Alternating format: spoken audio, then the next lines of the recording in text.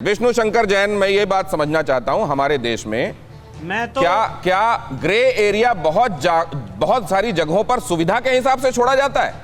और उसके पीछे सुविधा है अगर, तो कौन सी सुविधा है वो?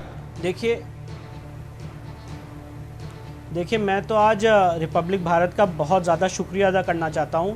आज आपने ये जो लाइन चलाई है, ये आंकड़े हैं, और इससे TV9 Bharatvarsh, I am really sorry TV9 Bharatvarsh पे, तो मैं ये बात शुक्रिया अदा करना चाहता हूं। आपने ये जो बात कही है, यही बात सुप्रीम कोर्ट में हमने सच्चर कमेटी जब चैलेंज की अपनी पिटीशन में कही है कि आप पिछड़े हुए अपनी वजह से। और शोएब जमई यहाँ पे आपको आर्टिकल 25 का हवाला दे रहे हैं कि हमें अपना धर्म फॉलो करने की इजाजत है, तो आर्टिकल 25 के तहत अपना धर्म फॉलो करिए, कोई नहीं रोक रहा है। फिर सच्चर कमेटी का बेनिफिट मत लीजिए।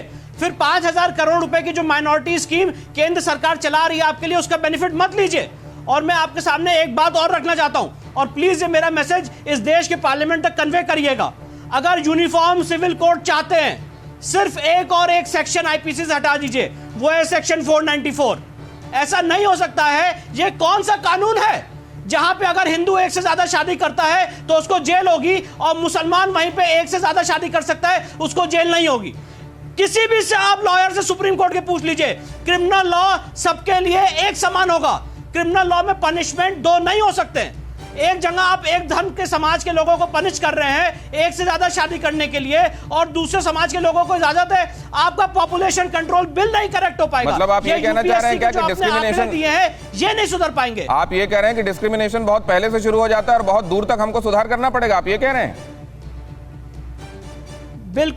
बिल्कुल मेरा सिर्फ और सिर्फ कहना है, बिल्कुल सही कह रहे हैं आप, और आपने मेरी बात को बहुत अच्छे से कंसाइज किया। मेरा सिर्फ और सिर्फ ये कहना है, सेक्शन 494 आईपीसी का रद्द करे भारत सरकार। सबके लिए एक शादी हो, तभी आप जनसंख्या नियंत्रण कर पाएंगे, तभी सबका उत्थान होगा। बात का जवाब पता नहीं शोएब जमई खुद कितने विवाह करना चाहते हैं, लेकिन इस वक्त आपकी बात का जवाब देना चाहते हैं। शोएब जमई, आ रहा हूं विनोद जी से फौरन बात आ रहा हूं।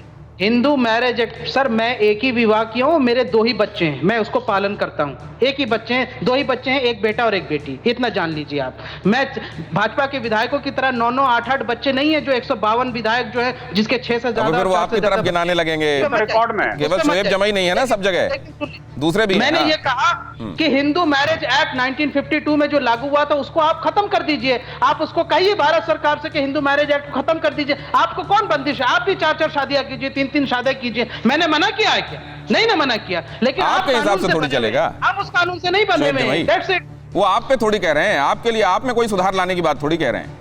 वो ये कह रहे हैं कि डिस्क्रिमिनेशन जहां भी दिखाई दे उसको सुधारने की जरूरत है। और इससे राकेश त्रिपाठी मुत्तफिक हैं कि नहीं, सहमत हैं कि नहीं? राकेश त्रिपाठी, पार्लियामेंट तक बात पहुंचाने के लिए उन्होंने कहा है, इसलिए ध्यान से जवाब दीजिएगा। नहीं, देखिए शोएब जमई साहब की तो बात यह है कि हम गड्ढे में गिरे हुए हैं, आप भी गड्ढे में आ जाइए।